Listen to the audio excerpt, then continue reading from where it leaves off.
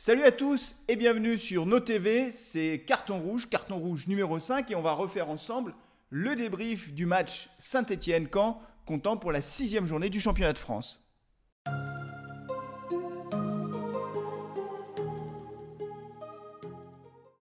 L'AS Saint-Étienne recevait donc Caen à Geoffroy Guichard pour le compte de la 6e journée du championnat de France. Et pour ce match, enfin, Geoffroy Guichard retrouvait sa configuration totale, c'est-à-dire que les deux COP étaient ouverts. Souvenez-vous, lors de la première journée, les deux COP étaient fermés, suspension partielle, huis clos partiel pour Geoffroy Guichard. Face à Amiens, le COP Sud était ouvert, mais le COP Nord était fermé. Et là, enfin, on a retrouvé les deux COP avec un super tifo dans le COP Nord. Franchement, je vous invite à aller voir sur Twitter les différentes photos qui ont circulé. C'était absolument magnifique. Et donc, une belle ambiance à Geoffroy Guichard pour un match très important pour les Verts après 4 matchs finalement sans victoire. Et notamment après la défaite cuisante à Paris, 4-0. Il était impératif pour les Stéphanois de réagir. D'ailleurs, Jean-Louis Gasset l'avait dit, tous les joueurs l'avaient dit, M. Villa également, que ce match était particulièrement important et que la victoire était impérative. Les Verts ont gagné, ils ont gagné difficilement, mais ils ont gagné.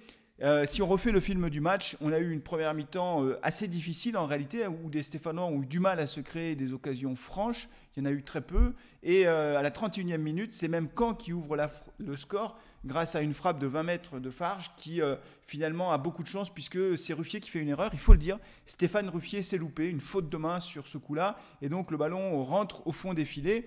Alors je vous dis, moi je n'arrive pas à en vouloir à Stéphane Ruffier, ça peut arriver à n'importe qui de faire des erreurs, ça arrive aux plus grands, et puis s'il y en a bien un qui mérite tout notre respect, c'est évidemment Stéphane Ruffier. Il nous a sauvé tellement de points depuis qu'il est à Saint-Étienne qu'on ne lui en voudra pas sur ce coup-là, mais néanmoins c'est bien Caen qui mène à la mi-temps 1-0. À noter un but hors jeu refusé, but marqué par Salibur juste avant la fin de la première mi-temps, mais sinon en dehors de ça, on a eu une première mi-temps assez triste au fond.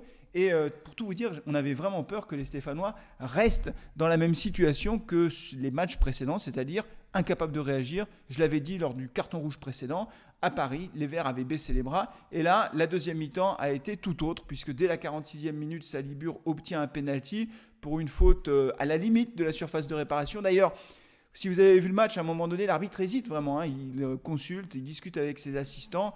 Et là, je me suis dit, ça y est, on va encore avoir droit à la vidéo et il va siffler coup franc. Non, le penalty a été confirmé. C'est Kazri qui s'est chargé de transformer ce penalty de façon impeccable. Hein. Il a pris le gardien à contre-pied. Et puis là, les Verts ont continué à pousser. Et c'est sur un corner tiré par Cabella que finalement, ils ont réussi à doubler la mise. Grâce à Collode, Perrin d'ailleurs était ceinturé sur cette action. Il y aurait peut-être même pu y avoir un penalty s'il n'y avait pas eu le but. Néanmoins, un cafouillage incroyable. Et finalement, c'est Collode qui, du pointu, glisse le ballon sous le ventre de Paul Bass. Et donc, ça fait 2-1 pour les Stéphanois. Et là, il restait une vingtaine de minutes à tenir. Et les Stéphanois, non seulement ont tenu, mais ils se sont même montrés dangereux encore sur la fin de match, avec M. Villa qui a touché le poteau, avec l'entrée de Diony également. Diony qui a failli trouver l'ouverture juste avant la fin du match. Mais le score en est resté là. Les Verts ont gagné. C'est un vrai soulagement. Cette victoire nous permet, avec 9 points, de remonter dans la première partie du tableau et de rester donc finalement au contact des places européennes. Hein, il faut le dire comme ça. Et surtout, sur le plan du moral, je pense que c'est une victoire qui fait beaucoup de bien à l'équipe de Gasset.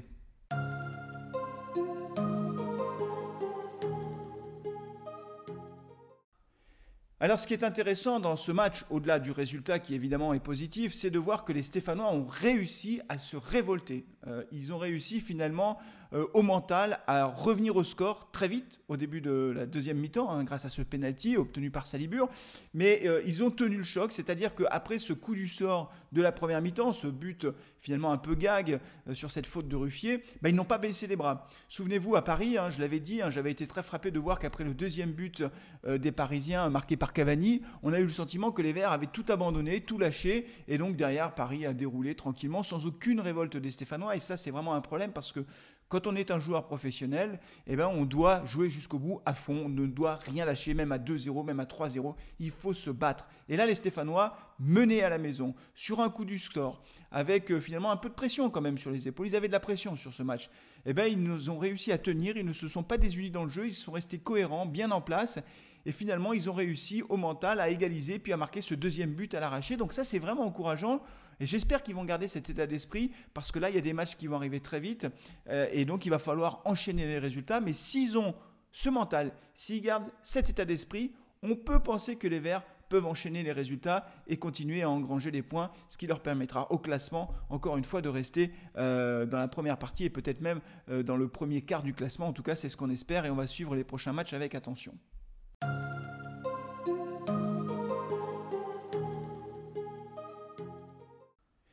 Alors si on regarde les individualités de ce match, si on regarde l'équipe de la SS, il y a un joueur qui est vraiment au-dessus du lot pendant tout ce match, c'est Salibur. Il a été partout. D'ailleurs, il a fait lui une bonne première mi-temps. Ça n'a pas été le cas de tous les joueurs de la SS, mais Salibur a été bon d'entrée de jeu. On voit qu'il trouve ses marques. Il a provoqué un nombre de fautes incalculable.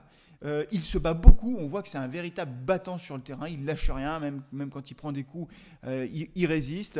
Et c'est lui qui va chercher le penalty. C'est lui qui nous remet dans le match en fait. Parce qu'avec ce penalty, l'AS Saint-Etienne revient à partout. Et à partir de ce moment-là, il reste encore 40 minutes à jouer. Et on sait que 40 minutes à jouer après être revenu au score à Geoffroy Guichard, pour l'équipe adverse, ce sera très difficile, surtout avec le soutien du public. Et donc Salibur a fait un excellent match. Et moi, ça me fait plaisir parce que c'est une recrue importante pour l'AS Saint-Etienne. Souvenez-vous, il est arrivé tardivement, c'est-à-dire qu'il n'a pas pu faire la préparation complète avec l'ensemble du groupe. Et je trouve que physiquement, il était pas mal. Alors, il a été remplacé. Il a été remplacé par Jean-Louis Gasset. Mais au final, pendant tout le temps où il a été sur le terrain, il a été excellent. Il y a un autre joueur qui a été très bon aussi, c'est Mvila. On voit que vraiment dans l'entrejeu, c'est lui le patron, milieu récupérateur, milieu défensif très présent, très solide, très expérimenté. Il aurait même pu trouver l'ouverture en toute fin de match avec cette frappe de l'intérieur du pied qui trouve le montant gauche des buts gardés par Samba, le gardien canet. Et donc Mvila a fait un match très solide. Je voudrais également signaler le match de Perrin. Alors bon, je regardais les notes dans l'équipe, tout le monde n'est pas tout à fait d'accord, mais moi je trouve que Perrin a fait un meilleur match que les fois précédentes. Donc là aussi c'est encourageant. Le point noir, c'est la blessure de Debuchy parce qu'en défense, on n'a pas beaucoup de monde. Et puis aussi, je voudrais quand même signaler l'entrée fracassante du jeune Nordin qui a vraiment été extrêmement dangereux, extrêmement remuant et c'est très positif parce qu'il est tout jeune, il a à peine 20 ans et donc c'est un joueur qui est extrêmement prometteur et on a vu que son entrée réellement a apporté beaucoup de choses au jeu stéphanois. Il aurait même pu être un passeur décisif pour Cazerie. Malheureusement, le but a été refusé pour un hors-jeu tout à fait justifié, mais donc je signale cette super entrée de Nordin. Et puis il y a Diony aussi qui est rentré, il était remplaçant en début de match, il n'a pas brillé lors de ses dernières rencontres, c'est vrai qu'il était très isolé sur le front de l'attaque stéphanoise. Diony, bon voilà, moi vous le savez, j'ai du mal avec Diony. Il aurait pu marquer d'ailleurs quand même, il s'est procuré une très belle occasion. Le gardien canet Samba a fait un arrêt réflexe assez hallucinant, mais il a aussi raté quelques passes. Donc Diony, c'est un peu l'énigme, on va lui laisser un peu de temps, on va pas lui taper dessus tout de suite, on va attendre un petit peu, mais il n'était pas titulaire, c'est pas sûr qu'il le soit lors du prochain match. Et moi, je trouve qu'il est un peu juste sur le plan technique et je crois que ce n'est pas le grand attaquant dont on aurait besoin à Saint-Etienne, sachant que Béric n'était pas dans le groupe parce qu'il était indisponible. Voilà, donc tout ça pour vous dire qu'au final, les Stéphanois ont remporté le match, c'était l'essentiel, ça va leur redonner confiance, ils ont fait preuve d'un bon mental et donc on va suivre les prochains matchs avec beaucoup d'attention. En attendant, n'oubliez pas de vous abonner à la chaîne NoTV qui retransmet des lives, qui peut retransmettre évidemment votre émission Carton Rouge et puis aussi un petit peu de rugby avec l'ASM. Bref, c'est une chaîne sport et si vous êtes fan de sport, fan de l'ASS ou de l'ASM, vous pouvez aller vous abonner et liker nos vidéos, ça fait toujours plaisir. Merci à tous et je vous dis à très bientôt. Salut!